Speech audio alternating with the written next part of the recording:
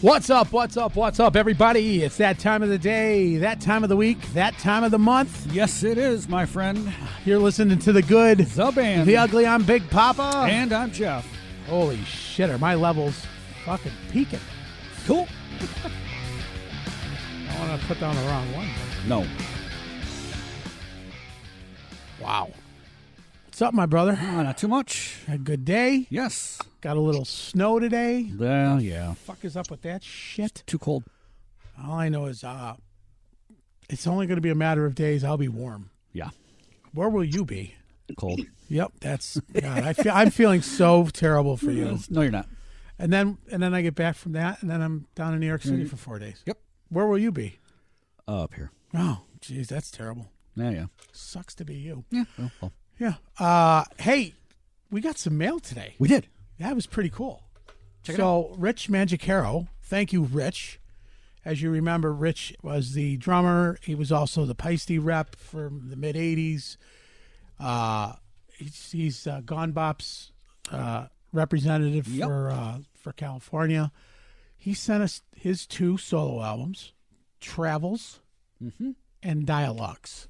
Right here. And we just got those, I don't even know, 25 minutes ago when the guy knocked on the door, in Christmas Vacation. It's this fell between my seats. Yeah. Mr. Griswold. Right. That's it, kids. We're getting a pool. Yep. So anyways, Rich, thank you so much. Much appreciated. It's the smallest piece of vinyl I've ever seen. Isn't it, though? Yep. So, yeah, we're going to give those a listen. And actually, I've listened on the Apple Music. But thank you so much for those. That meant a lot. Yes. Much appreciated, sir. I think I told him that there is an invoice to send it to your house. So. Oh, good. Yeah. Anyways, hey, we got a good show, great show for you today. Geez, I mean, an inspiration to so many on so many different levels. Yes. And, we've had a lot of drummers here. Yeah. And unfortunately, I can't have all drummers and singers. So, no. We want some bass players and some guitar players. Yep. So, we are excited to have this gentleman on, and I'm not even going to beat around the bush. No. No sense in it. Boy, that could have went so many different ways. It could. Yeah. Anyways, there goes all the female listeners. Goodbye. You're going to hell. Again. Anyways, let's bring on, what was that chuckling in the background? Bring on Mr. Marco Mendoza, ladies and gentlemen. You're going to hell. There you I'm go. going to hell. That's my best Howard Stern. How are you guys? Good, man. Marco? You guys are a bunch of fun cats, man. That sounds great. Thank you, brother. Can you see? Yeah. Can you see? Yeah. Yeah. Okay. Am I in? You are on. Yeah, man. you are on. Okay, cool. Live? All right. Here we go. Live. You were talking about snow and weather and all that, man. I'm so lucky I live in LA. Yeah. It's blue skies. When I was out there in the 80s. I can show you briefly. Yeah. Oh, yeah, bring it. Yeah, absolutely. Not to make you feel bad, but this is why people want to live in California. Oh, it's terrible. You know what? You couldn't get me to live there. No, you couldn't get me to leave. I think. Sorry. Dude, that's awesome. And what was the house address number? What was the address number again, Marco? I know, but and it's growing so much, and it's so evident when I need to drive up to the valley. I'm in Orange County, right? Right. And the traffic, bro. And you hear about LA traffic. It really is getting worse and worse and worse. The foundation was not built to accommodate so many people, especially here in Orange County, because it's a suburb. They built it. What I hear, a little bit of history, is they built all these homes to accommodate the people that were building Disneyland. Right. Oh, right. So they started building tracks, and then Disneyland started growing, and they bring on more workers, and it just blew up, man. These all used to be orange groves, nothing but orange groves, Orange County, right? Yeah. Right. Anyway, a little bit of info there. It's a trip how everything develops and how we end up living where we live. Yeah. Yeah. Oh, that's but awesome. you're up in Rochester, you said? Syracuse. Syracuse, I'm sorry. Yep. Yeah. Nope. Cool. It's freezing up there. Oh my gosh. Yeah, It's a high of 20.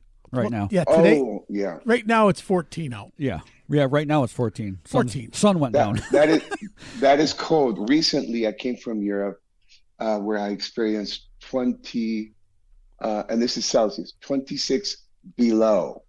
Oh, okay. And I would walking from the entrance to the hotel to the car when you come pick me up. What is it? 10, 15 seconds? Yeah. The ice would build up because I have a little bit of facial. It would just like that. Yeah. Boom. The steam from and you guys live in that. Yes. Yeah. Yeah. My hat's off. Respect. Yeah. As he laughs about it. Yeah. Even the guys in the insane asylum are like. Exactly. Yeah. Oh, no. Shoveling. Yeah. People in you know what? in the mental hospital go, "This is the best ever." Yeah. Well, because we're all the idiots still here. Right. Like, wait a minute. A plane can take me all the way out there? Right. The fuck. And because we live where we live, I'm like 80 minutes, 75, 80 minutes, because I've done it from here to the mountains. So and it's, we make these long treks. We dedicate all this time and energy to go up there, up to the snow. Yeah. So we could ski, put on some things, and, so it's a trip how everything. But even then you can ski without a coat. Yeah. Yes, I've done it. Yeah. Oh, I did that most recently in Copper Mountain in where is that? Colorado. Yeah. We were on tour. I was on tour with Neal Schon with Soul Circus, and we had a day off, and I just found out that the lifts were really close, and I said, I'm going to get up there, and it was so warm. It was 70 or 60 something. And once you start going down, it's a great workout, by the way. It's the best workout, the core, your thighs, your whole thing. Yeah. And you do one run, and then you're cooking. So you start peeling off, and you end up with nothing, because it's beautiful, man. Yeah. It's really, I miss it. I really miss it. There's 2 seasons. And if I don't make it up there this year, it'll be 3 seasons that I've missed it because of my knees. I had surgery and all kinds of stuff, But anyway, that's another story. Yeah. I don't want to take over the interview. I'm sorry. Well, it's about you. So, hey, run with it. Let me know when you want us to come back, and we'll sit down. Yeah. Ladies and gentlemen, welcome to the good, the Marco, and the ugly. Oh, God. It's the Mendoza. Hang on. Let's do the. Yeah. It's the Mendoza special. There you go. Oh. There you go. Dun, dun, dun. Mendoza. I love that. Very cool, bro. There you go. Yeah. So thanks for having me here, by the way. Thank you. I appreciate it. Dude, No, I mean, the work that you've done, it's funny because one of your time with Dead Daisies, and we'll get back into your history and do the typical talk show boring shit, but your time with them, Delilah Crihelli, and I was trying to do it the right way. Yes, Delilah Crihelli was on the show, and just loved the time that she spent shooting for you guys and everything. And it got. I mean, Jeff's a huge Dead Daisies fan, and so am I. Well, yeah, I would hope so. Look, name dropper. Oh wait, no, he's be dropping his own name. Right. So so I got listening, and I was like, holy shit, where has this been all my life? Yeah. And then I started seeing some stuff that you posted, and that's why I reached out to you. I was like, this guy he's a cool cat, And then I saw your interview with Billy Sheehan, and I was like, I love the way you guys were riffing off together, just on the stories. So so we appreciate. Well, I'm a big fan of. Thank you, brother. I'm a big fan of Billy. I mean, what a career he's had, and he's one of the pioneers in the bass world. Yes. Together with Wooten and Stanley Clark and Jaco Pastorius, Jack Bruce, Tim, we could go down. Yeah. But he's definitely one of those guys that you look up to because of his musicianship and his career, his journey. But he's the nicest cat on the planet. Yeah. So I'll tell you what happened with that interview. I think somebody else was scheduled, and I was there doing another piece, and the producer came to me. I'm in a jam, man. I'm in a jam. I'm trying to remember who it was, but something happened. It was the last minute. And the best things in life, guys, in my belief, those are the things that are really cool. The spontaneous thing that happened, because it's fresh, it's unplanned, it's unscripted, it's all that. So that's what it was. And I had like an hour before I got into my other piece. about the Dead Daisies, no, or something like that.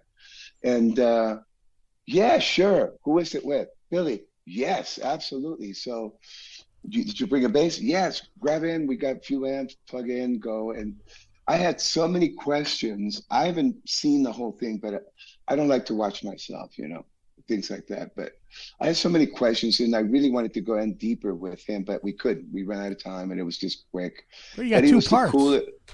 Yeah, he was the coolest cat, bro. He was the nicest, down to earth, unpretentious. Yep. You could tell that you can tell why he's been so successful, because he's real. He's a real cat. Yeah, yeah. And so my hat's off to Billy, and a lot of respect, and what a player. You know what was cool about that is that while he was sitting talking to you, he's got his bass in his lap, and he's fiddling. He's noodling, and he's just going up and down. And just as he's talking to you like it's nothing.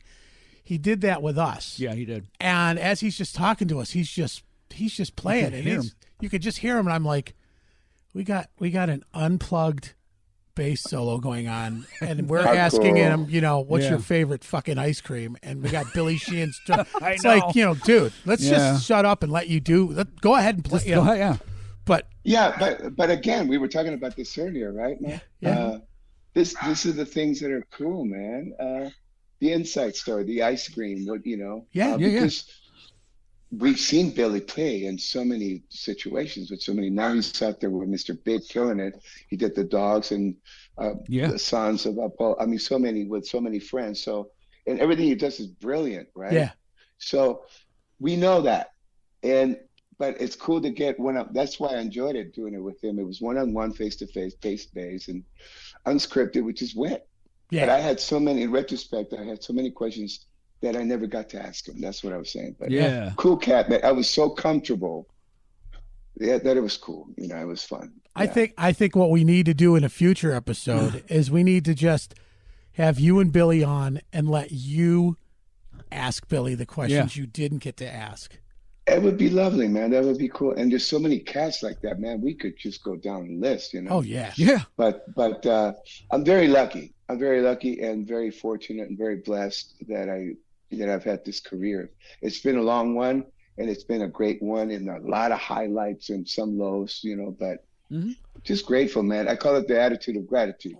Yeah, yeah. Okay. That's a way to be. I mean, and for those people who don't know, and I know we've just fired right into this at all 8 cylinders, but for those people who don't know what Marco has done, I mean, I'm looking at the resume. You got Journey, you got Thin Lizzy, you got Whitesnake, you got the Dead Daisies, you got Iconic, and then you have your solo career.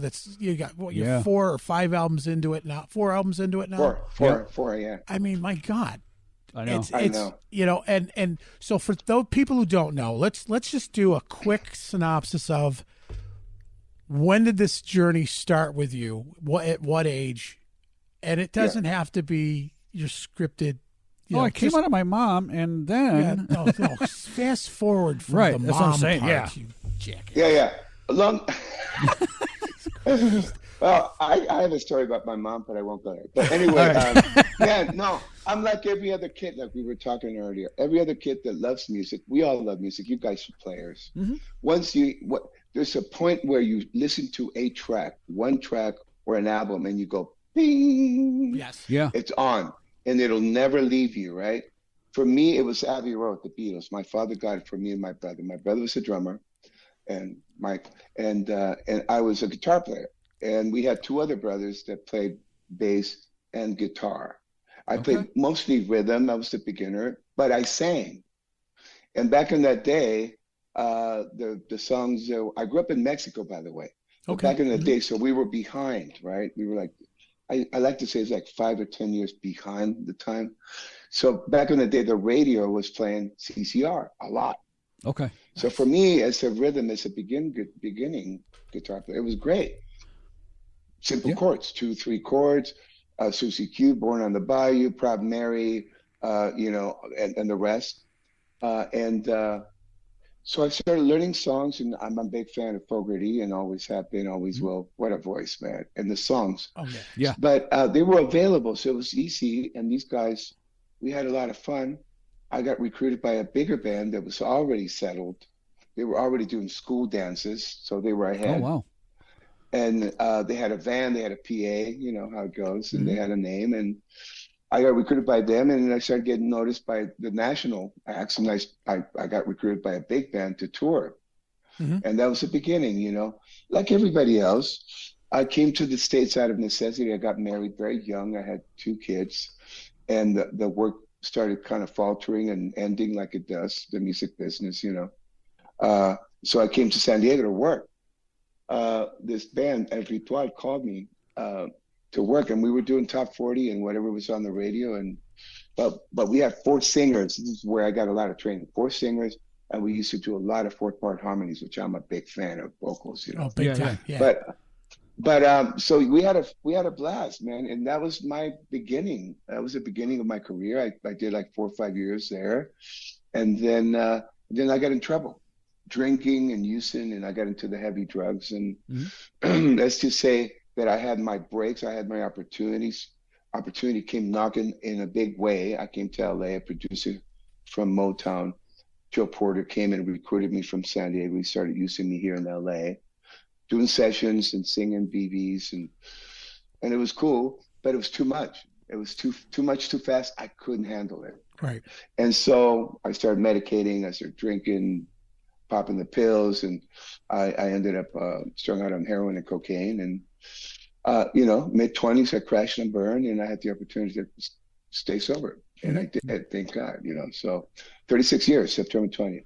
Not to get into the dark place, but that's why I like to say my career started in 87 because I was here. I was present. Yeah. You know? And I met Bill Ward from Sabbath. He was doing his first solo album. And the rest is history. That got me on the map, and I started rolling again. So like everybody, like you guys probably, you have a similar story, right? I mean, more than you have, more than you can imagine. Yeah, right. From the 80s. From the 80s, okay, right. Yeah. So yeah. Same thing, bro. Yeah. A lot of people made some bad choices. Odd life choices. Yes. And kudos to you. Yes. I'm on the same path as you are. Good man. I mean, I haven't like fully claimed, you know, but it's to the point. Even Jeff's. Yeah. We're out last weekend, and he and I and his wife were out, and he's like, "What? You're having one beer for the night?" I'm like, "Dude, I just don't drink anymore." Yeah. It's like this is not for. I don't find a reason to do it. It's almost a been there, done that thing. That if you're not here to get shit faced, which I'm not. No. Then why even bother? Why waste money? Give me a club soda. I'm fine. That's such a long conversation. I have it. but let's just say that we've been manipulated. The information we've had since we were kids is to have a good time. And I don't want to put it down. And I love my fans, and I accept everything. And I really am accepting of everybody's path. Everybody's got to do what they got. But we've been trained to believe that to have a good time, we got to get shit faced. Right. That's it. Because if you're like anything like me, one beer is not enough, man. Right. And one beer just opens the door, and then I'm doing the shots, and then I'm doing the lines, the bumps, and then I can't sleep, so I got to do the pills, and I'm on tour. It's just that vicious circle with me. I have a very addictive personality. I have a very compulsive, very obsessive, and it's really prominent now that I'm getting older. It's like I'm really noticing it. And the fact that I'm sober, so I'm aware of my mood swings and all that, and whatever. But yeah, that's what it is, Mike. You get to that point where, Plus, I'm on tour. I'm working a lot. I'm on the road with these young cats that are really talented, and they get shit faced. And then the next morning, you see them; they're hurting. Yeah, they're in pain. Yeah. The first 2 weeks they can, and then it gets worse. And they eventually start talking to me. I said, well, I just don't. Yeah. Because I really believe I wouldn't be able to be the person I am today or be as productive in every possible way if I was using or drinking. That's it. Because for me, it would take over again. I know it. It's me, you know? Yeah. So that's what it is. But everybody's got to come to that conclusion on their own. Yep. It's what we learn in the process of getting there that will take you there, you know? Yeah. I think So for me, it was bad, bro. For me, it was really, I crashed and burned in a big way. Mm-hmm. I was looking at doing time, and I was doing some heavy thing. Yeah, it got really bad, extreme. And so I was lucky. Yeah. Yeah. And I can talk about it today, you know? Yeah, that's cool. And that is great. And now we're talking music, and yeah. Listen to what you just mentioned, a few names, and I'm going, wow, I am impressed. It's like trying not to live there. It's like, really? Yes. Yeah. I was on stage with those cats, and I did this, and I recorded, and I'm like, wow, how lucky can you be? You know? It's hilarious, well, not even hilarious. It's ironic that music, for some people, have been Hold on. Keep going. No, I'm listening. Have been I gotta plug it in. Yeah, Go ahead. fine. Music has been the savior to a lot of people. I was watching an interview today with Ace Frehley, and I definitely want to reach out and get him on the show, and because I know people that know Ace. You know, you got to go through Eddie Trunk first. You know, that's all right.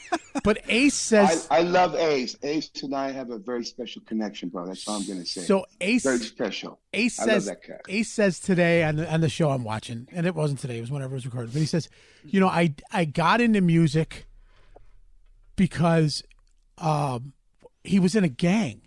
He got in a gang to not get his ass kicked, and then he got into music to try to get himself away from the gang. And he said music saved his life because the gang would like, we're going to go rob this guy or this place, or we're going to go steal a car. And he was like, I already got a gig booked. Right. you know, and after a while, even the gang was like, well, if we can't have you be double booked.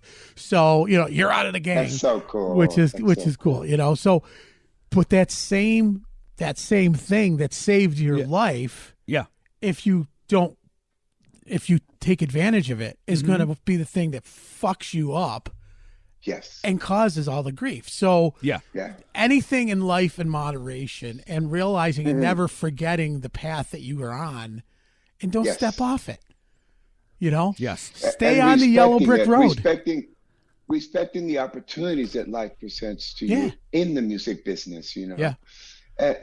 But the bottom line for me in particular, I was scared. I was insecure. I was scared. It was overwhelming. It was too fast, too much. Yeah. And so how do you deal with that? You medicate. Right. You know, I remember I had a bit of a ritual. I do 2 double shots of gold in the Heineken. That was just to get up on stage. Oh, wow. Okay. And then I get it, you know, it takes 5 minutes then, and you're in the zone, and then it doesn't matter. Yeah. But then that led to bigger and heavier stuff like heroin addiction and speedballing and IV and all that stuff that comes with it. And it's pretty heavy. Yeah. But so I'm here, and I'm able to talk to you cats about it, and feel very lucky. What an opportunity that I've had. I mean, I got saved, you know. Yeah. Right. I without being religious, I really believe, and without getting into that space, but I really believe it was divine intervention in my life. Right. It was a split second where you go that way. Yep. Yeah. Or you go, well, I'm still going to check it out. I think I can handle it. Or I can manage it. And no. So I was done. And the word is surrendering.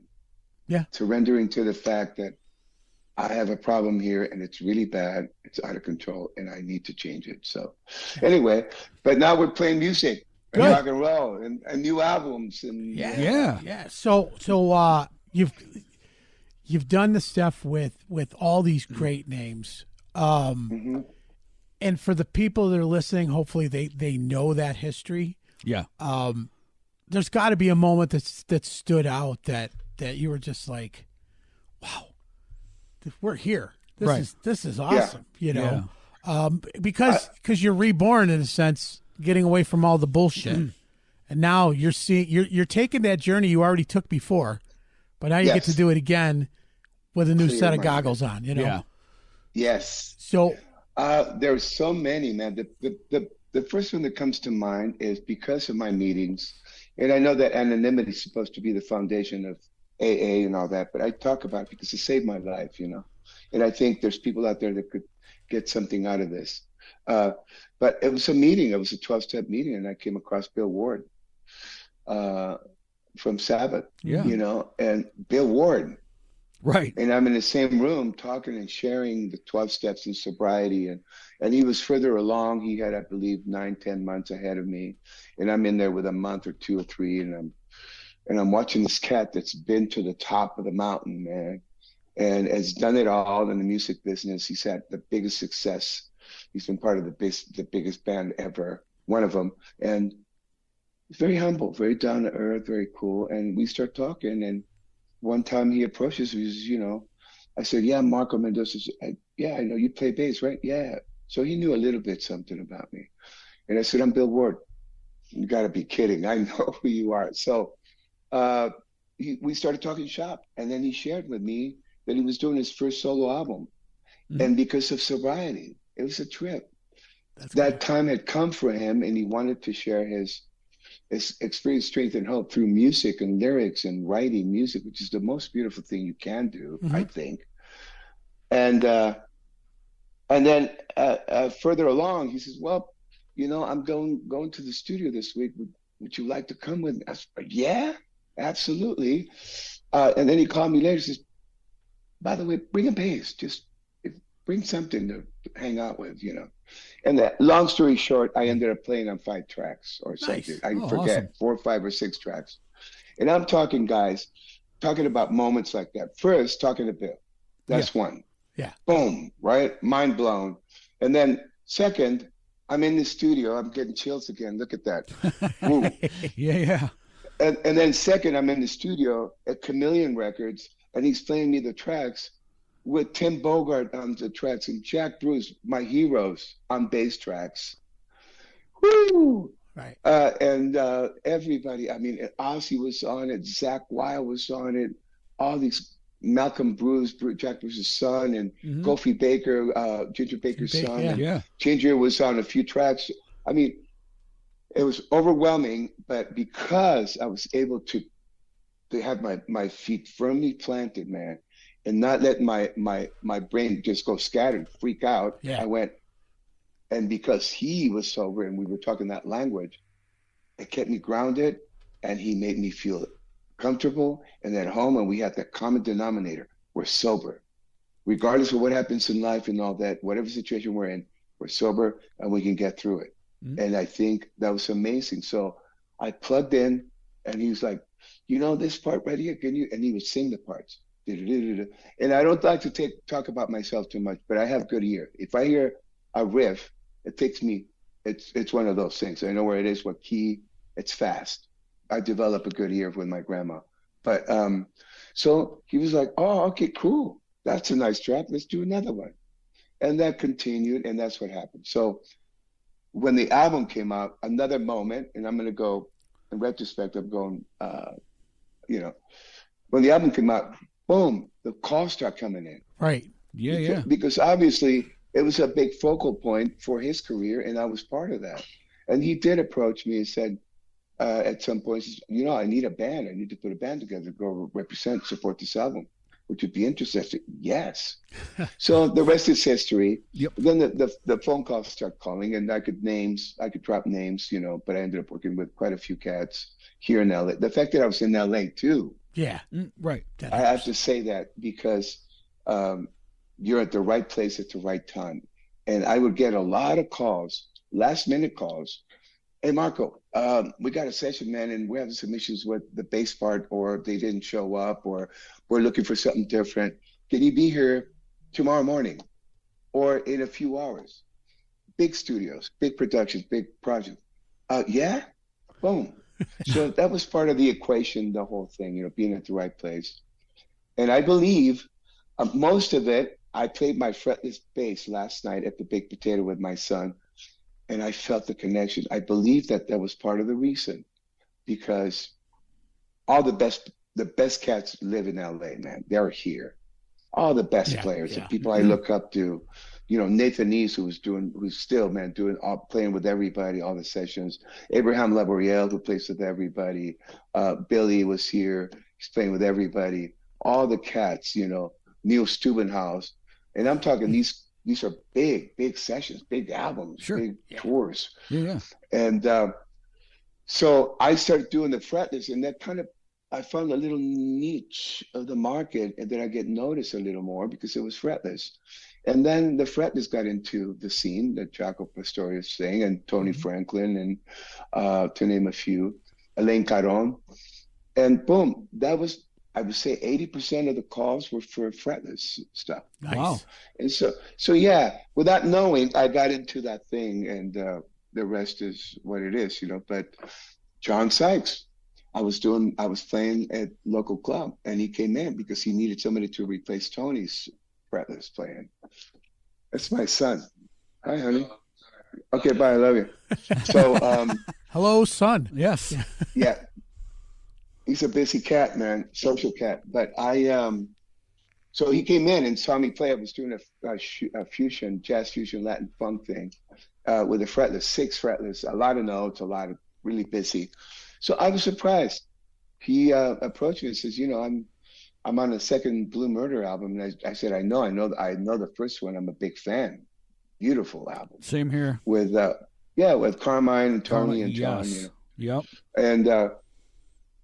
And that's another moment. That's my point. I'm like, it's one after the other. After it was like, wow. Yeah. But I think that the definitive one was with Bill, because that became the first one. That opened the door. Mm-hmm. Later on, you know, getting calls from cats like David Coverdale on the phone, you know, and your first answer, you think that's that hack. That's some cat pulling your, you know, trying to pull something on, pulling the wool over your, you know, playing some joke on you, and you hang up, and then they call back. Same thing with Nugent, but Nugent, it was like the way he just boom got on it. I hear and I'm on, you know, I'm on tour with Kiss, the farewell tour with the boys, with Ace and Chris and Paul, and I want to check out what you got. Can you come in? Like, when? How? Yes. What time? Boom. And I was there. Tommy Aldridge called me and said, Marco, I really, you know, Nugent, Ted's looking for some cats. So I went in and I did my homework, and I learned, you know, the hits and some deep cuts, and just what the doctor ordered. Hey Baby, Stranglehold, Cat Scratch Fever, and all the rest, Snakeskin Cowboy, and the rest, you know, all the big tracks. So I did my homework, I prepared, and that was the difference. See, I wasn't diluted. I wasn't somewhere else, all scattered. I knew what my call was. I knew what I needed to do, prepare, learn the stuff, learn the vocals, because he wanted to check my singing too, because he wanted to do a 3-piece. Mm-hmm. And so I came in, I did the best job I could. Nobody sings like Derek. I'm sorry. No, Derek St. Holmes he's right. He's what, but you know, I did the best I could, and it was good enough for him to say, come on board. And we did. And that was another moment, bro, being on that tour. 99, 2000, the Farewell Kiss thing with the original. Yes, I saw that. You know? Actually, I saw that here. Yes. And it kept going. And I signed up for 3 months, and it kept going. It kept going. The ticket sales were over the top. They were just on fire. And I managed to be part of that. With Skid Row opening up, Ted Nugent and Kiss. Yeah. So you can imagine how elated, how mind blown I was, like, out of, you know, wow. So yeah, you know, had that been a few years earlier, I'd probably be medicating myself to be able to handle to get in front of, you know, those stages and the folks. And so a lot of stuff like that, guys. I know that's a long answer, but that's been my career. There's a lot of things like that. Spending time with Billy, one-on-one, bass and bass. Come on. Yeah. You know, and playing my trio, my jazz trio, and having it's a little club, 120 at the most capacity. Imagine it's in the valley, Lava Lee. Mm-hmm. And I'm going to start dropping names just to give you an idea. I hate to do it. I don't dig it, but do it. The folks that would the folks that would come in, David Lee Roth came in, David Coverdale came in, Shaka Khan, James Brown, Stevie Wonder, Al Jarreau, to name a few. And all the drummers in the planet, because Joey Heredia that was playing with me, he had a very specific way of playing, and everybody was trying to dig him. So he had a lot of friends in the in the drum world coming in. Carmine was a regular. Weckl, Dave Weckl, Vinny, Caluta, to name a few, Bocio, Terry Bocio, all the DW guys, right? Yeah. Would show up because they were all at DW at one point or another. Yep. They would show up, and I'm going, holy shit.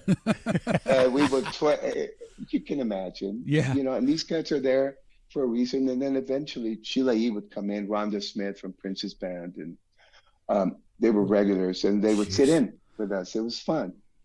But that's so awesome. So then in one of those gigs is when John Sykes came in, and that, you know, the rest is history. I ended up doing 6 albums with him, or I don't know, I lost track. And Nothing But Trouble, Geffen, the second Blue Murder album. Yes. And so that got me on in another map, another radar. Right. You know, and the rest, you know, I ended up working with Edgar Winter and the rest, you know. Yeah. So yeah, brother, it's a trip. It's one of those things where the tour would end and I get another call for that. He was the connection for the Thin Lizzy for my 20-something years with Thin Lizzy. And that's how it is. That's how it works, you know.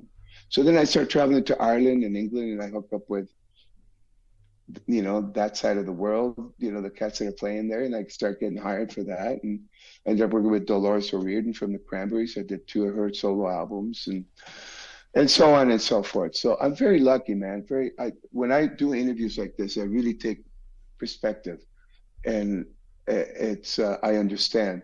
Yeah. You know how lucky I have been, because you guys know, you're players. There's a lot of talent everywhere. Everywhere. It's just, I really believe it's faith and being at the right place at the right time, and to be able to deliver. And that creates the snowball effect. You know, oh, call this cat, man. Look, he shows up on time. He's prepared. He looks decent. You know, he can sing. He can sing the vocal parts, and he's cheap. No. But hey, let me ask you this. He's cheaper. I'll interject. You said that. Anytime you got those calls, and I know the answer to this because anytime you got those calls from these big names, and they said, hey, you want to come in and do a session with us? We need you for 5 tracks, blah, blah, blah. Not once did you answer back with, how much does it pay? Never. You go, yeah.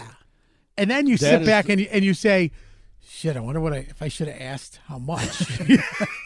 Yeah, but that's part of the learning curve. You learn, because I've been lucky to have management very few years in my career. So you learn the chops, you learn how it goes. The bottom line, it is a business, and it's a big business. And now all the bands, even the major bands, I won't name any, they're letting their management go.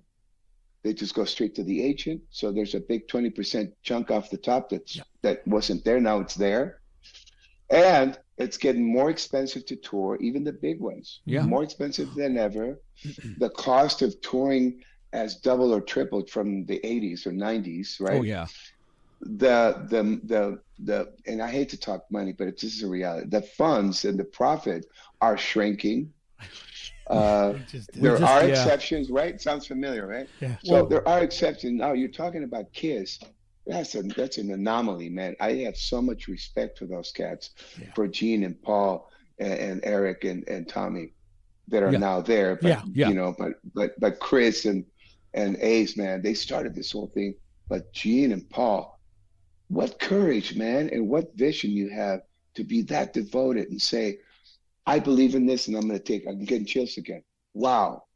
It's so beautiful, man. Look at what they've accomplished, right? My hat's off to those guys. And I've had a chance to tour with them in different situations. And I'm just blown away, man. Every time I go out, it's always, they reinvent themselves. It's a new stage, a new set list, it's like, wow, look at that. They know what they have, and they know what their job is, and they deliver every time. Not every other time. Every time, yeah. Yeah, I think so. I think what we've noticed lately, Jeff and I sat here and we were doing the math on a whole bunch of shit. And I said, so many artists now are handling all this shit in-house now. They're doing it themselves. They're putting their albums up. You know, we get those CDs from Rich Magicero, and Rich has been all over. Whether he was a player, whether he was the rep for Pasty, whether he was the journalist for Modern Drummer, and whatnot. Modern Drummer, Pussycat. That's how I know the name. Yeah. So Rich comes. You guys are doing your own things. So I'm going. How much is anybody making anymore? Spotify, Apple Music, all this other stuff. It's very simple, Mel. The mailbox money, because I've been part of that, it's down to 5%, 8%, if that. Right. Mm-hmm. I used to come home from touring, and I get my BMI, my publishing and the writing. When I got lucky enough to be a writer, I'm a bass player and drummers. You identify with this. Yeah. We were always on the side. Yes. We get paid for the session. Nothing personal. No. The guitar player and the singer, they write everything. And then you come home from touring, kicking your butt for a year and a half. And then, you're trying to get your, your Volkswagen serviced. And they come over to say hello, and they're driving a Bentley. It's like, hey. And you're going, something's wrong with this picture. So I worked on that finally. Yeah. And I really understood the side of the business that needed to be fair. Right. And in a few situations, I participated in creating the model where it's just fair across the board. You're part of the band. You're going to go out on tour. You're going to leave your home, your family, your wife, the comfort of where you live to get out on the road and kick it and, and the pick and shovel and hit the pavement promoting. You're promoting the same product that you all are part of. 20% publishing, 20% writing. 5 cats. If you have 6, you do the math. I can't do it. Right. No, but if there's 4 cats involved, then you go 25%. Right. Yeah. But this is after you pay your agent, you pay the cost for the tour and all that. Yeah. So it's really easily done, guys. If they want to. But you have to have the business sense. Yeah. And if you have the right people working with you that want to be fair about it. Mm-hmm. Right. And hopefully you surround yourself with players that want to be there. Right now, I'm very lucky. I hire, at this point in my career, I have a team of players in the UK, 2 teams, and a guitar player and a drummer. There's 3 or 4 drummers that I can pick and choose from, right, overseas. There's 2 or 3 drummers that I can choose from here in the US that know my book, have worked on my music, and I try to take care of them as fair as I can. I look at my budget, what the profit is, and I say, this is what I can afford. But this is something that you talk about, and I've learned this from the beginning. Right. Yeah. When people are starting a project, you talk about that, If you're not involved in the writing and the publishing, I say, okay, my rate is this for sessions. I'll give you my base. I'll be a session guy, but this is what I get. And I get double and triple scale according to the union scale. Right. And I get it. And I'm very lucky that way because they want names. They want to make it look like it's heavier, with names. That always helps. We found. So I'm sure you come across that a lot, bro. What we found is, and I can say it because you said it on this show. Do you know where I'm going with this? I do. So Jason Bittner, the drummer for Overkill, and Shadows Fall, he's on the show, and he said the same thing. He said, look, we knew before one note was written on the paper, before one lyric, you got lyrics, you got guitar, I got drums, he's got bass. We are all, if one's missing, it's going to sound lopsided. So it's different. So if there's 5 of us, then it's 20%. If there's 4 of us, it's 25. And we go into it with that. Yes. He said, because there's nothing worse. And he said the same thing you did when you're sitting there and you just went out and bought a brand new Corolla with your check and the singer pulls up and I think he said a Rolls Royce and you go, what the fuck just happened here? My cable's getting shut off because I've been gone for a year and a half on the road with you. Yeah. And it's you so just true, bought the right? cable company. Yeah, exactly. And he just bought the cable company that's going to shut your service down. Yes. That's right. But you know what? You're my drummer, and I'm going to give you a 15% discount and a free baseball cap. Yep. But I have to say, man, I made all the mistakes along the way for the longest time. Mm-hmm. I have music out there. Occasionally now with with the streaming, I go into these channels and I'm watching a movie and I hear my bass tracks. where I never got a cent, not 1 cent. Yeah. That's me. Oh, that sounds like, no, that's me. I remember the session. I did it for so and so and so and so. They didn't do a buyout. There was always favors. Hey, come, I got something cooking here. And back in the day, I was reading a little better, a little bit, and they put the chart and you play and it's fun, it's a blast, and then you leave, and then next thing you know, boom, it's being sold. Yeah. Yeah, right.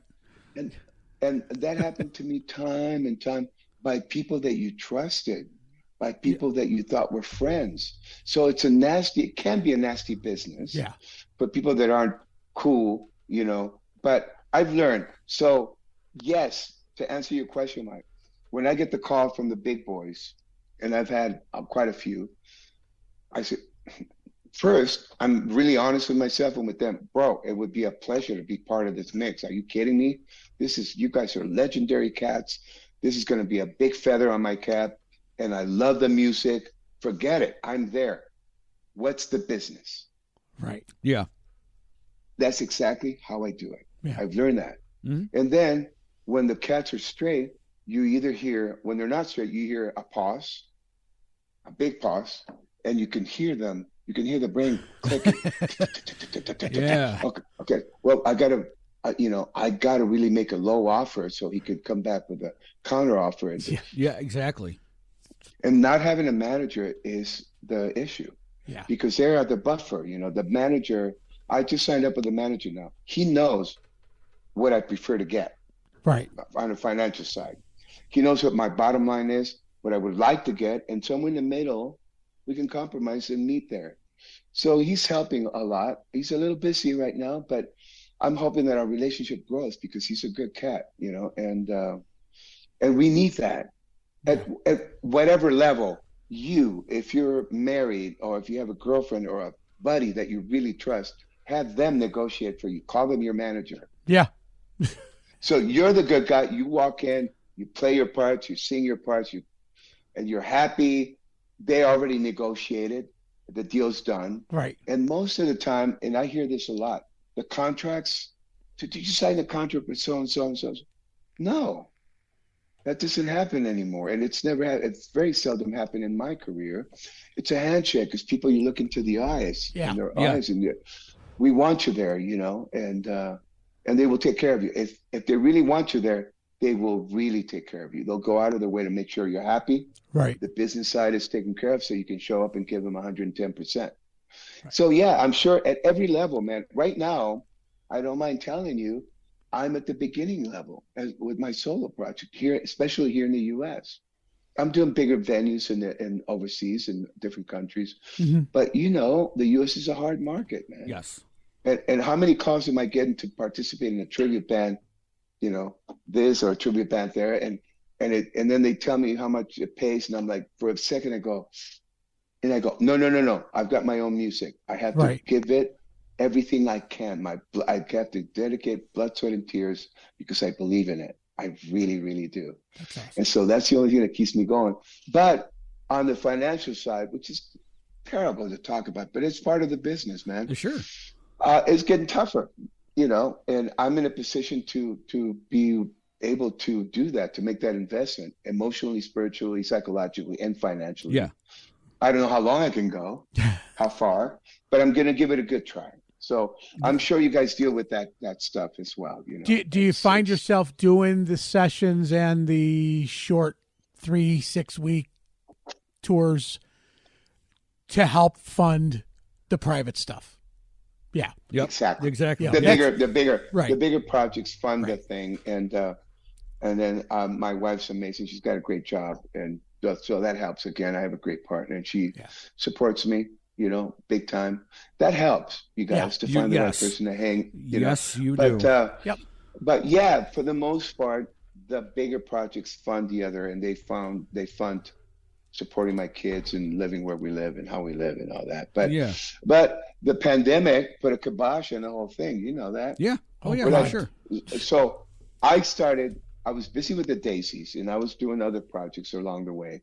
And we got busy. We did 5-6 albums. I can't remember. Great music. One of my favorite bands. The cats that were part of that, we had a blast. And then John decided to take off, so that kind of changed the whole thing, I had a new album out and I started getting invited. It was 19. And to my surprise, I'm telling you, I'm being honest. To my surprise, I ended up doing like 80 to 100 shows. I'm like, what? People want to hear how cool. Yeah. And so you put the time in, you invest, you put the foundation, you plant the seeds. And then 20 was going to be the year to cultivate. I had a great agent. I had people that were behind me. I had festivals lined up, and then wah, wah, wah, wah. I got the sound you effect. have it. It's not even there. I could have brought it right. So we came out of it. We dealt with it the best we could, and it was enough for me to realize I got something here. People are really interested in hearing what I have to sing and write and play in my shows, and so I've been behind it. And along the way, I've done some cool projects. Yeah. That I have the time allowing to do. Journey being one of them, and the iconic thing, and there's talks about some other stuff that's really cool if it happens. So there's always something brewing. Yes. Right. On the sidelines, but it's good, man. But the solo thing, I got to tell you guys, I have 4 solo albums. Live for Tomorrow, that was Frontiers. I think they stopped distribution. I want to talk to them. And Casa Mendoza, which is a fusion funk thing that came out of Mascot. And then the last 2 that came out of Target Mighty Music with my brother Soren Anderson, who's working with Glenn Hughes now, producing and co-writing and all that. Mm-hmm. And I had a blast, man. And I hear this stuff and I see it improving. The writing improving, the singing improving, the production. He's an amazing producer and player. So yeah, I'm really proud of all of them, but focusing on the last 2, which is Viva La Rock and New Direction. And 80% of what I play live comes from those 2 albums. I touch on the first one and second one. Yeah. I will tell you. Yes, sir. I'm sorry. I will tell you that I was listening to New Direction a couple days ago, and one of my favorite tracks I want to tell you is "Take It to the Limit." Yes. Thank you. Yes. Great, Thank you, great song. Awesome song. Yeah. Yeah. Thank you, brother. That's the one. That was the one. I was totally. I went right to that when I listened. I was like, don't get me. Yeah. I mean, the whole album is great. Right. Yeah.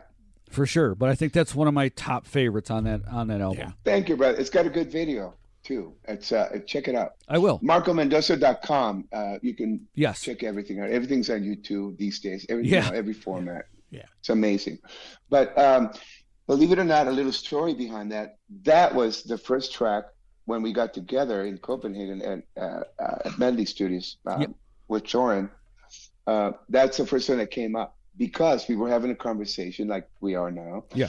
Before we even played another recorded or started writing, and I said, he looked at me and said, Marco, you just don't stop, man. You always take everything to the limit. Why? Where did that come from? And then I said, I love what I do, brother. How can you take, so that was the mantra that started the whole thing. Take it to, and then by the same token, he's a busy cat, man, producing and writing and engineering. Now he's got so much music that gets sent to him. Go to SorenAnderson.com and MedleyStudios.com to mix. He's a great mixer. I mean, wow, and producer. But and I said, bro, well, look at you. You're doing this, and you fly here and you move there and you trip here. Amazing. And he's well deserving. He's one of those. He was my first guitar player. He started playing with me here in LA, and he's got so much. So he's a beautiful cat inside and out, very attractive too, but a beautiful heart. Mm-hmm. So the girls love him. That energy, that's taken care of, right? Yeah, He's got a great presence on stage, and he plays like a god, and he sings like a god. He's one of those cats. Todd Styles. But but in the studio, the important part, the creative side and the focus and the work ethic, it's there. Boom, boom, boom. Yeah. I'm like that. And when I surround myself with cats like that, we work fast. Yep, sure. And so I found that rhythm with him, and he is very I miss him, man. We're trying to get together here to work on a few tracks for the next, we don't know, single, EP, album, we don't know at this point, but right. So yeah, man. It's one of those things. Take It to the Limit was supposed to be the title cut for what ended up being New Direction. Okay. And so we had both 20, the Take It to the Limit tour, the singles coming out. Yep. Yes. The name of the album, it's the title cut, and then the kibosh happened. Yeah. You know what happened? Yep. So all of a sudden, that I went and did, I had 20-something dates behind that Take It to the Limit tour. Yes. So when 22 came, and the album was going to be released, we felt it's already done. Okay. Take It to the Limit's been used. It's burnt. It's out of whack, rhythm. Mm-hmm. So let's find the next one. And I was listening to all the tracks, and I really felt that New Direction had a nice message behind it, Yeah. To try and find, after the pandemic, try to find a different way of thinking, try to find a different way of dealing with each other, and just being aware of who you are and how you treat other people in life situations. Sure. Work included. So I liked the message, and we decided, let's go with that. New Direction is the name of the album. And so that's what happened. We adjusted, but Take It to the Limit was going to be that's the first track that happened. Okay. That's cool. That's And it got written in 35 minutes, 40 minutes, like boom, boom, boom, boom. Oh, The lyrics geez. are very simple, life is getting harder. We're wasting too much time. Yeah. Nothing's getting easier. Let's take it to the limit. We're losing every time. Yeah. I mean, come on.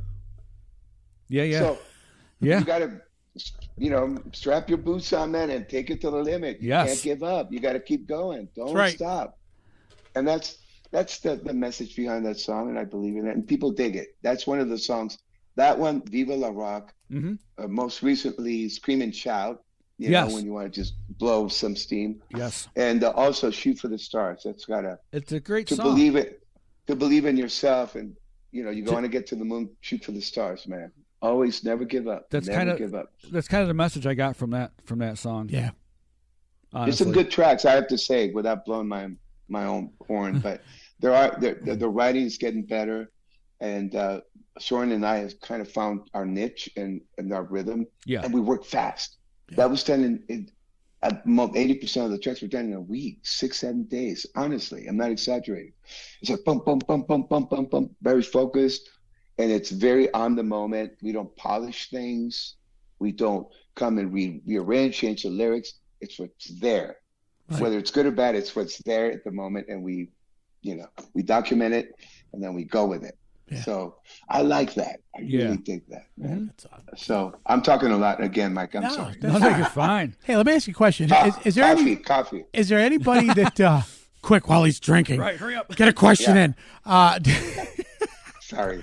Is we talked a little bit before, you and I and Jeff, but we typically ask the question, has there ever been a blooper moment that or some type of something that's happened that you're just like, it could have happened on stage. It could have happened in the recording studio. Yeah, something funny that you're like, holy shit, I can't believe that happened, and we made it through without anybody. Quite a few. The first one that comes up to mind, and it's come up a few times because people brought it up, is Lenny Kravitz had something happen on stage to him recently, and it was all over TMZ and all of it, where we wear the leather pants and really tight pants, and you're posing, and I don't like to wear. I go, commando. Yeah. So after so many shows, that's the problem with leather. It really looks good, but it's high maintenance. After a few shows, the stitches start getting worn out, and so you pose and you go, da-da, and then your balls start hanging. Boom. Well, that's the end of that show. So then you go to the side of the stage and you're trying to tell your tech is looking at the bass and says, my balls. My balls. Right. What's up with your balls?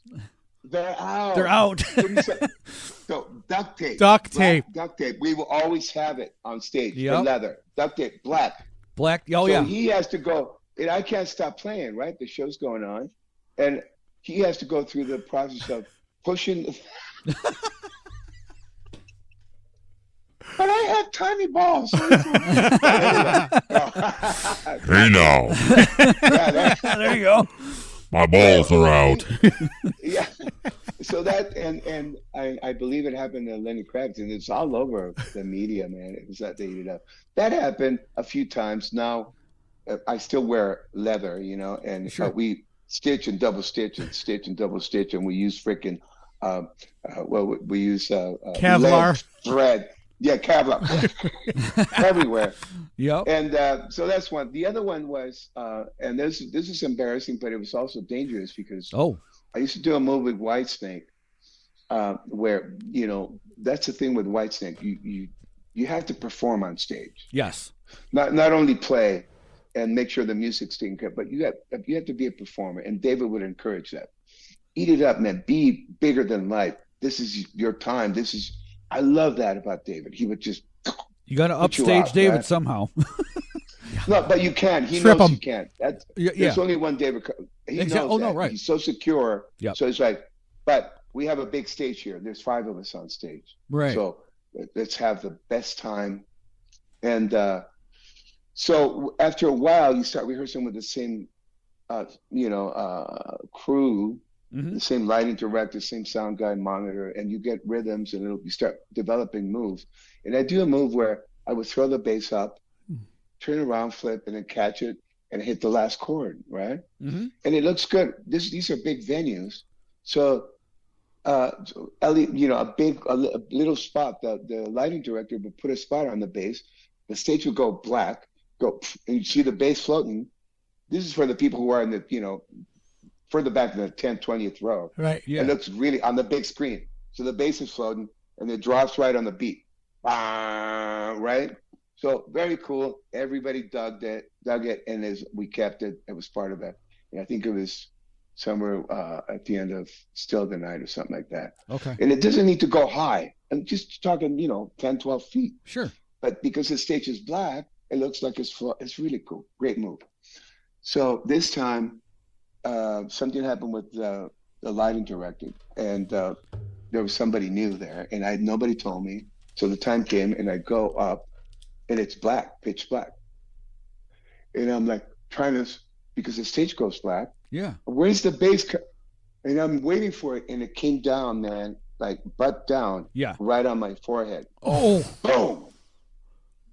And it knocked me out. There's blood everywhere. And I was wearing something white, and so all of a sudden there's blood coming gushing. I grab the bass. My tech comes out, make sure I'm all right, and I start playing.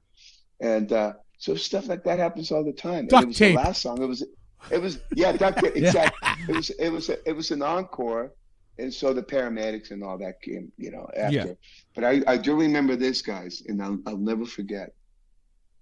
This is a real moment. There's blood all over the place, and you see the first, because you can only see, this is a big venue, so you can only see the first 2-3 rows. There was always some cats going, wow. Yeah. Blood, the real blood, thinking it's part of the show. Yeah. And so that happened, He just another Gene time in Simmons Barcelona. that. Huh? You That's just a trip. You just Gene Tickets, Simmons that, man. Yeah. Oh, Gene no. Simmons, yeah. Unplanned and all that. But the other time we were playing a venue in Barcelona. The humidity was so intense. It was summertime, and we used picks, on the guitar stand, on the microphone stand. We put picks to give away and play and use, and so the humidity was so intense. The air conditioning in the building, massive building, was broken down. So. A little suspicious about that, but so nothing was sticking, no duct tape, nothing. So everything was falling. So I kept going for the picks, and they were on the floor. And I went to my tech and said, "Just give me a bunch, man. Give me a bunch. I don't know, 10, 20." And I threw them in my mouth. Oh no. Yes. Oh no. And so I go to sing, and I pull it up and throw it away. Boom, and do that. And then I go to sing. I forgot, and I swallowed like 3-4 of them. Oh. And I start choking. Again, it was an encore. So the timing was better. So I ended up in the hospital choking to death. So stuff like that happens all the time. And you don't do that anymore, do you? It happens. No, you learn not to do that. But Don't swallow picks.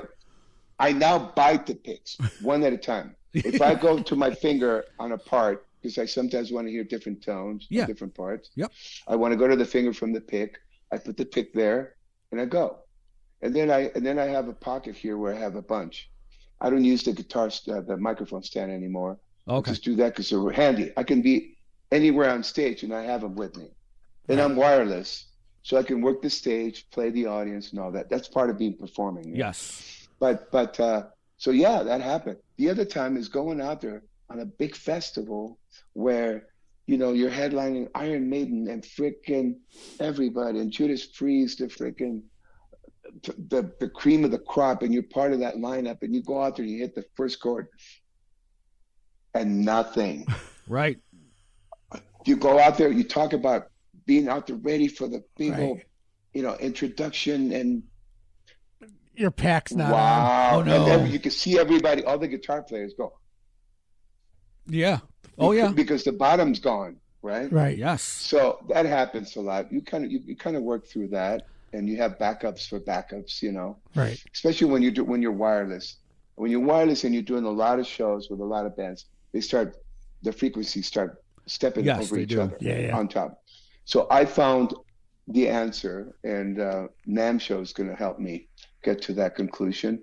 Talking to a few companies that work in different frequencies and will never be stepped on. And I've tried it already. I've gone out last year and this year, and I'm so impressed. I'll be endorsing it. Good. And standing behind a product like that because we need it. Yeah. I don't know if you guys do wireless, but I do. It's really cool. I do, and Mike hates it. Oh no! Wait a minute. Now hang on. Now see, you brought this up, asshole. I did.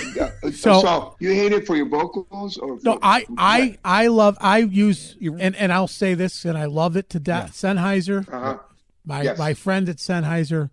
Thank you for turning me on. Best vocal mic. I can go down the block, have a slice, grab a soda, come back, and we're still going. I hear you. Wireless, I hear you. But this asshole likes to roam.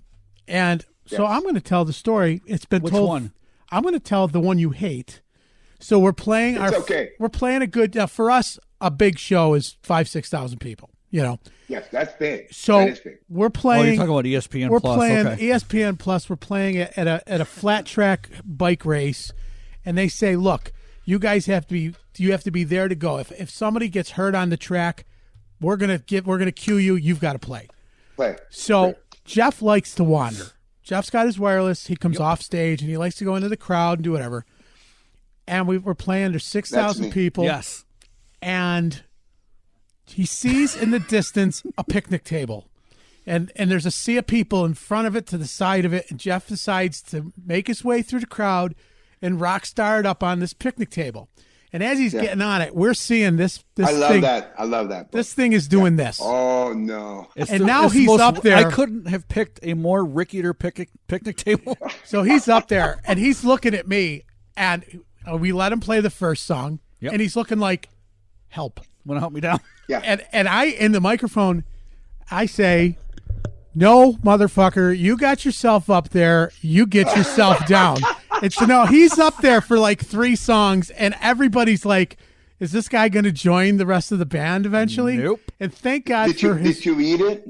Did he eat it? Did he fall? No. His wife. No, my wife helped me down. His wife helped him down. Yeah. Yeah. It happens. Yeah. Suggestion. It happens. Put him on a leash. Suggestion. At soundcheck, we all get soundcheck for, Yeah. Festivals, probably never. But if kind of go check out the setting and picture yourself. I like to go there. I like to go there. Just walk and feel it and touch it.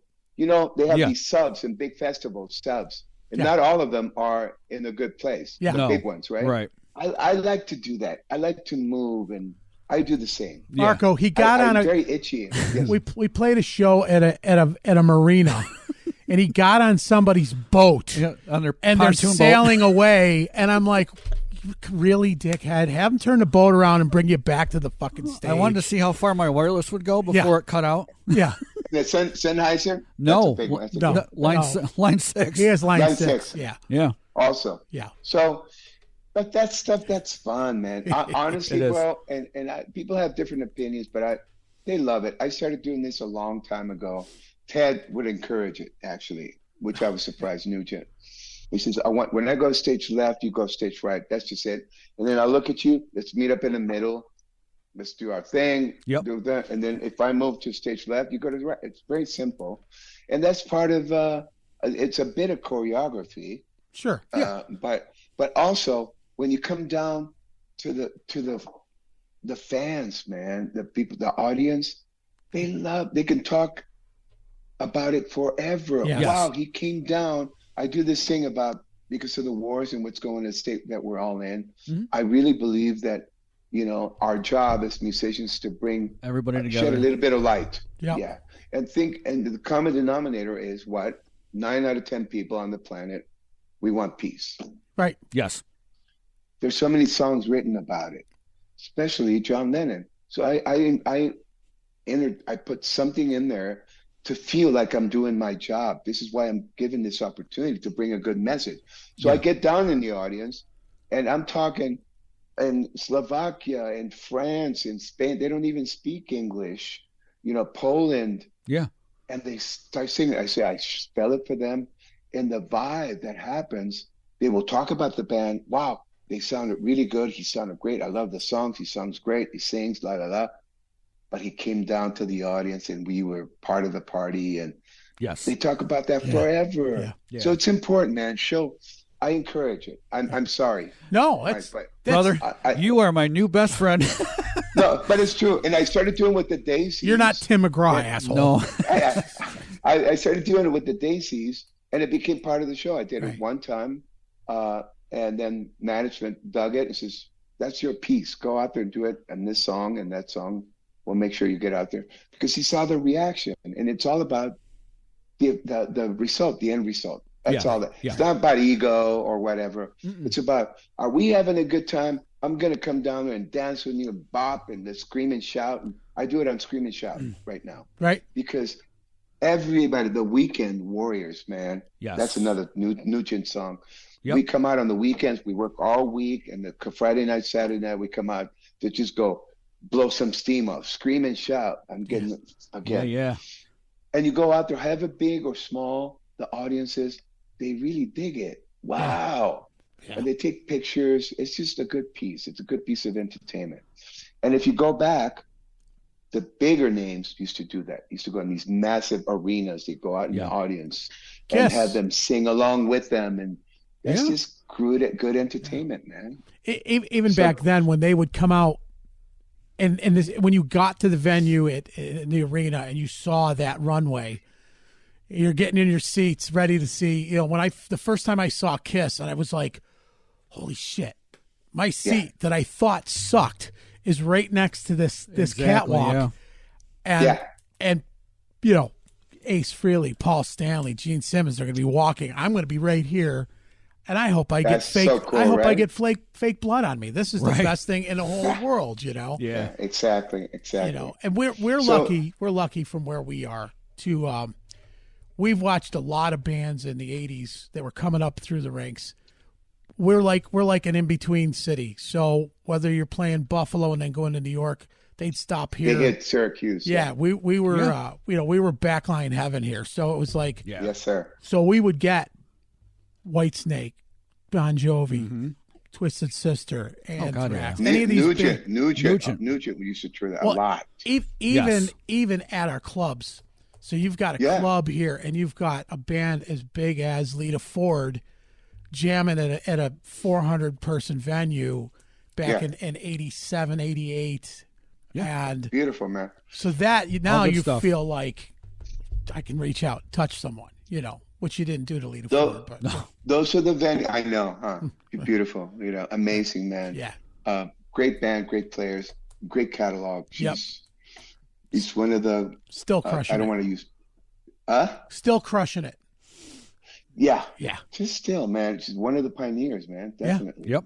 And she looks amazing. What a beautiful woman she is, man. Yeah. But those are the venues that I'm doing now. Speaking of my dates right now, because I'd like to touch on that if it's okay. Yes. Those are the venues that we are doing. I've been out. My agent here got in touch with me.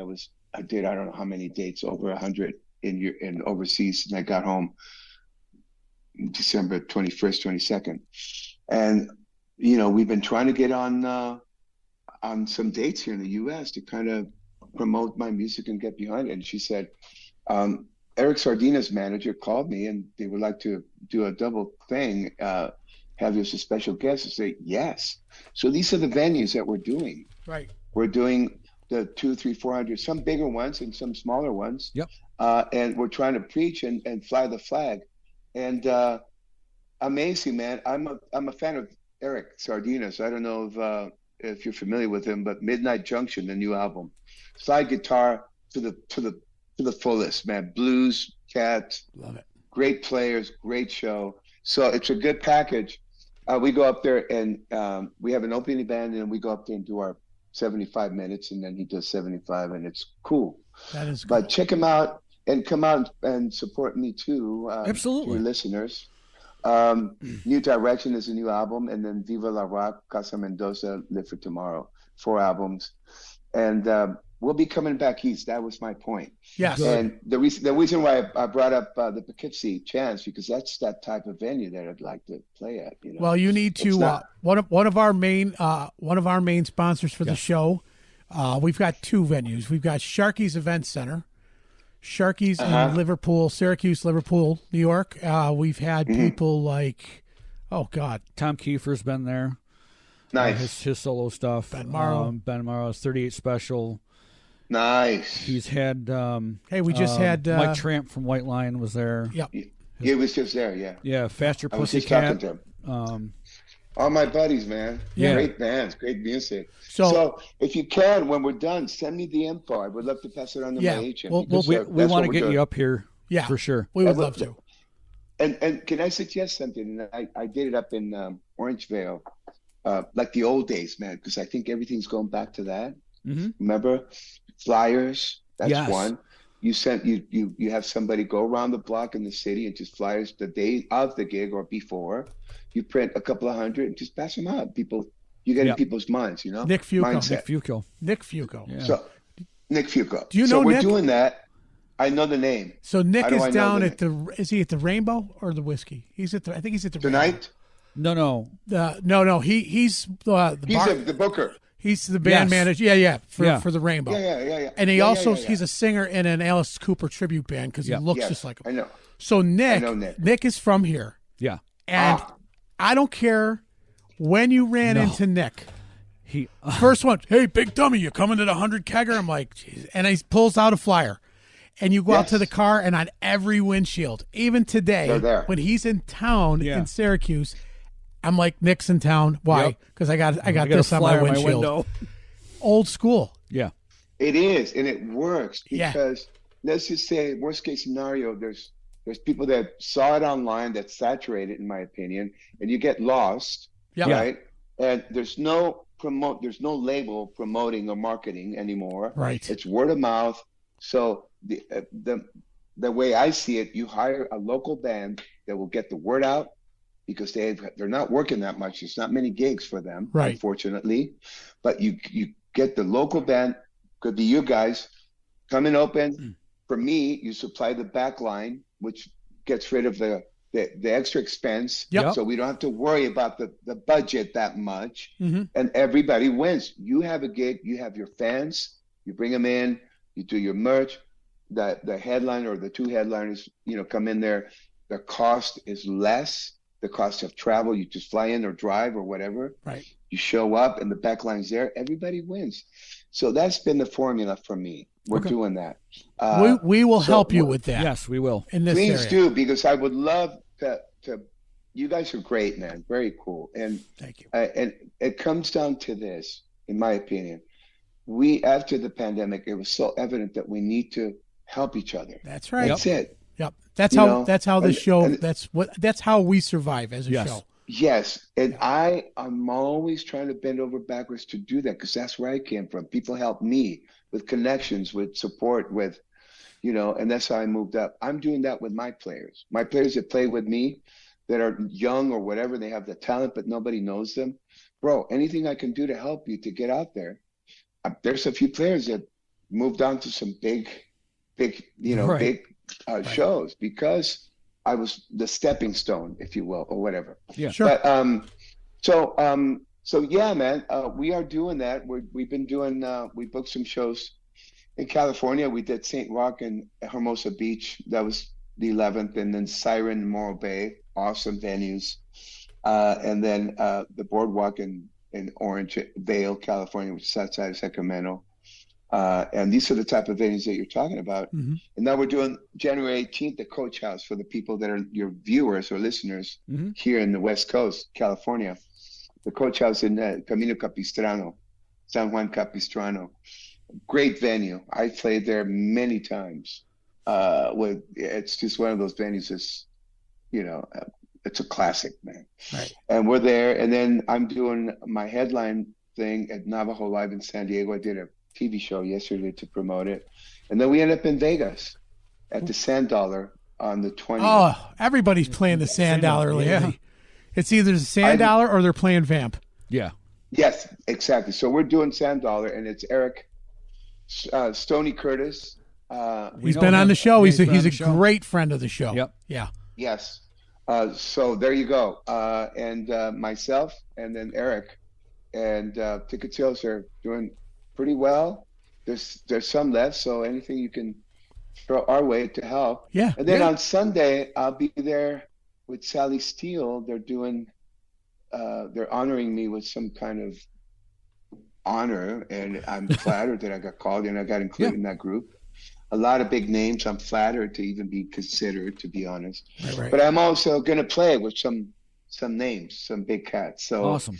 It'll be a good event. That's Sally Steele at Las Vegas, honoring a bunch of cats, and I'm included in that group. Now, awesome. When you mentioned Stoney, are you playing with those guys, with his band? No, he plays, and then I play with my band. Well, no, that's what I meant. Are you guys sharing Stoney Curtis band? And then opens up. Yep. Oh, nice. Okay. Oh, okay. Because he's one of the bands I'm trying to bring out here. So he and I have been talking. Why don't you bring him and us and me? That's exactly what I'm thinking. Absolutely. Yep. Yeah. And you guys can open up, supply the back line, bro. It's easy to travel if we book it ahead of time. Yep. The flights, 4, 5, 6 months ahead. Yep. It's doable. People have given up. I have found formulas and it works. Yeah. I'm not doing this to get rich. As long as I don't get beat up, my pocket, my bank, and my guys get played, and we get treated, we get a nice, decent hotel. We're good, man. And I'll sell a few LPs, a few CDs, promote, fly the flag. Everybody wins. So that's the formula, man. I'm really serious, you guys. I hope we can put something together. It'd be great. Well, then what? I know you guys. I know, and I'll be honest. I haven't heard a note. But I know just based on who you are and how you're talking and who you are as human beings, I know it's great. Period. Thank you. It. Wow. So we're going to tell you that when we end, that just stick around. Don't hang up. I won't. Because I want to talk more about this. But yes. Oh yeah.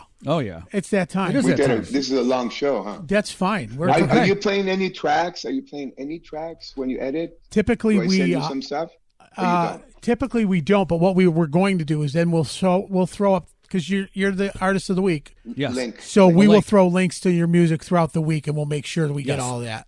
Everything's on YouTube. Everything's online. Everything is there. Yeah. I'm sure somebody's gonna try to Google, bass thrown in the air during Whitesnake show. Right. Smacking bass player bloody mess, something. We didn't think we could find something that we just did for Tommy. Now think about this. This is back in 1935. 35? Yeah. Right. Yeah. Look, let me tell you something. No, I'm just saying that because of the cell phones. The cell phones made it this other monster. This is before. This is 2003, 2002, maybe. Yeah. Just before that whole digital thing came in. Yep. So, yeah, anyway. I look at it this way. We were put to a challenge that that Tommy Lee had done an ad campaign for pasty cymbals. Yep. And the common denominator was the ad was going to be Tommy in a pig pen with it was going to read Tommy Lee happier than a pig in shit. And with pasty cymbals. With pasty. Yeah. Oops. Nope. So Christine's not gonna like that. That's right. Anyway. So they put together the ad. It comes out for one article Yeah. One. It ran twice in the U.S. Once, Modern Drummer, and And then they had to then- retract it with a I'm sorry, we shouldn't have put that in out. 'cause Right. The uptight Jack Wads. People were yeah. upset. Yeah. They got upset. But it Who ran was it? like 6 times. 6 times in Europe. Yeah. So it was a Modern Oh, Drummer. Europe open. Yeah, they don't give a shit. Sexuality and shit like that. Right. That's Yeah. why I said I mean, page 5. That's Yeah, it. page That's all I 5. gotta say. Page 5 girls. Love UK. There you go. That's Yeah, right. page Very 5. good. Yeah, I was there when I was Very good. 19. Wow, I haven't heard that one in a long time. Well, That's that was early porn for Yeah, Big Papa. for Big Papa. Yeah. So, anyways, Very cool. so we were Yes, put to sir. the task. We found the article. We did. Posted it yesterday up on the page, and we also put a 3-minute clip of Of Rich Magic Of Carol Rich Magic Carol. telling the story. who put that whole ad campaign together. So How cool is that? it's man? alive again. So if we It's- find yeah. anything with you getting cracked in the head with your bass, or just- the balls, or I think it was a big one. It was a big festival going out there, and there's nothing. And you see everybody running like crazy because there's no sound. yeah, Jeff, Oh my gosh! you are Googling Marco Mendoza balls. I will do the bass. I'll do what I can. You get that. You can have that on your phone. I'll have the bass and the crack in the head. Yeah. Yes. Great. All right, guys. Well, everything. Everything's .com. MarcoMendoza.com. Yep. Yes. And great time, man. Yeah. Thank you so much. I So appreciate it. stick around. Stick around for a minute. Yes, sir. Yes. We will. And we're Goodbye, gonna guys. we're gonna get out of here. We are going to wrap this up. We have had holy shit. What a great time. I know. Told you it was going to be good. No, you didn't tell me. I knew. And that's it. I knew. I'm starting to be The good, the Good. Marco, and the ugly. the good, the Marco, and the ugly. Yeah. Or the good and the ugly Marco. There we go. Bravo. Done. Done. There you go. Let's do it. We're changing the name of the show. Yep. And Marco is paying for the new T-shirts. This is awesome. Yes. We got a deal. We get a deal. You have been listening to the good, the Marco, and the ugly. I'm Marco Papa. I'm Jeff Mendoza. Oh, wow. Stick around next week. I don't even know who we have Oh next week. man. I do know coming up is one hell of a guitar player. Joel Hoekstra will be Joel on. Hoekstra. We can't wait. Say hello to Joe, please. Great guy. There you go. There it is. All right, guys. You've been listening to the good, The band. the ugly. I'm Big Papa. And I'm Jeff. And that's Marco. And no one say Polo. No. We'll see you guys later. Don't forget, Ox Medical Supply, Sharky's Event Center. DJ Life's the Beach, Good Nature Brewery, and the Print Shop Underground. Yeah, let's not forget Toffee Break Toffee, or Snarky Production. who is Snarky Productions, Jeff? That's my wife. She is quite snarky. She can be. Thanks for being in Good Sports, and check out the websites, check out the everything, and Don't we'll forget talk to you. MarcoMendoza.com, where you get to know everything. Just give him the peace sign. Later. Take care, guys. Later.